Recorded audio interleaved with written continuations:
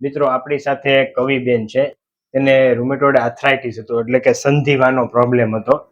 તો આપણે એને પૂછીએ કે એને કેવી તકલીફ હતી અને આપણે આ ટ્રીટમેન્ટ આપ્યા પછી એને હવે કેમ છે. કવિબેન, આપ ક્યાંથી આવો છો? ગીર સોમનાથ. ગીર સોમનાથ. આપને શું તકલીફ શું થતું હતું? સંધિવા હતો, એક મિનિટ સકડાઈ જતો. ગોઠણ બે આંગળીઓ પગુના હાથોના કાંડા ખંભા શોલ્ડર બધી પકડાઈને સકડાઈ જ રહેતું. કેટલા સમયથી? 9 વર્ષ. 9 વર્ષથી. 9 વર્ષથી. બીજું શું શું થતું હતું તમને? બીજું પછી આખું જકડામણ રહીને લીધે બેસી ન ગયું, કઈ કામ ન કરે ગયું, થતું જ રહેવાનું આખો દિવસ. આ બેનને શું શું તકલીફ થતી હતી? અને તકલીફ જો ઉઠવામાં બેહવામાં, દવા પણ બહુ લીધી, બધા ડોક્ટર મેથી લીધી, બધા રોમેટોલોજીસ્ટ મેથી પણ લીધી, પણ ક્યાંય કઈ ફેર નતો પડતો. દવા ખાય એટલી ઘડી જ સારું રહેતું હતું, બાકી કઈ સારું નતું રહેતું. શરીરમાં પથારીમાંથી બેઠું પણ નતું થવાતું, બાથરૂમ પણ નતું જવાતું, એવી પરિસ્થિતિ સર્જાણી હતી. પણ તમારી મેરે આવ્યા પછી અમારે બહુ સારું છે. આ બીજો જ ધક્કો છે અમારે. બે જ ધક્કામાં અમારે રિઝલ્ટ મળ્યું. 9 વર્ષમાં બીજી વખતમાં અમે રેડી છે. અમે બધાને કહેવાય માં ગયા સંધિવાળા વાળા, એક વખત સાહેબને મુલાકાત લ્યો અને 100% પરિણામ આવશે. એક વખત સાહેબને ખાસ આવવું જ જોઈએ અહીંયા. એક વખત આવો સાહેબને, બધાને એવું અમારું કહેવાનું છે. બે પેશન્ટ લેતા આવ્યા.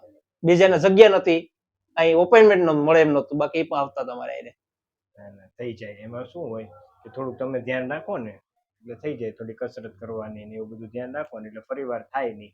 પણ અમને ડોક્ટર ના પડે કે આજીવન દવા ખાવાની છે. અહીંયા તો દવા ઇન્જેક્શન વગર અમને કમ્પ્લીટ કરી દીધું.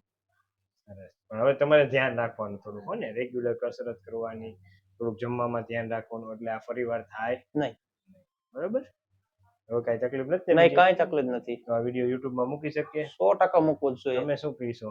અરે મૂકવો જ જોઈએ ને આવવું જ જોઈએ બધા પેશન્ટને. તકલીફ વાળા પેશન્ટને આવવાનું જ. આવજે. ઢીલું મેં ગયો થોડી ને એવા લાગ્યો. હે રિલેક્સ રાખો, રિલેક્સ. આવો.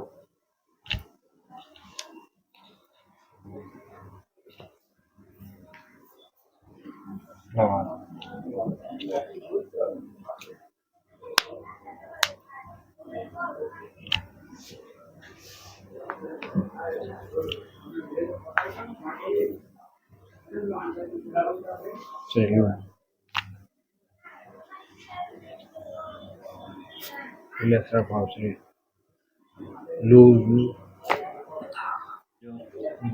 છોડો.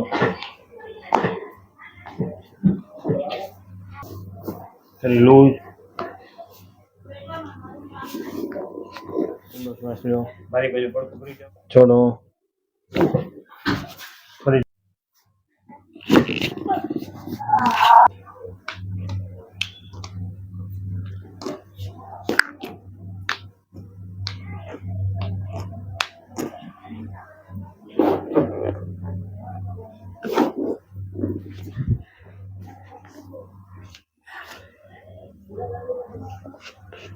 ઊંડો શ્વાસ લો. છોડો.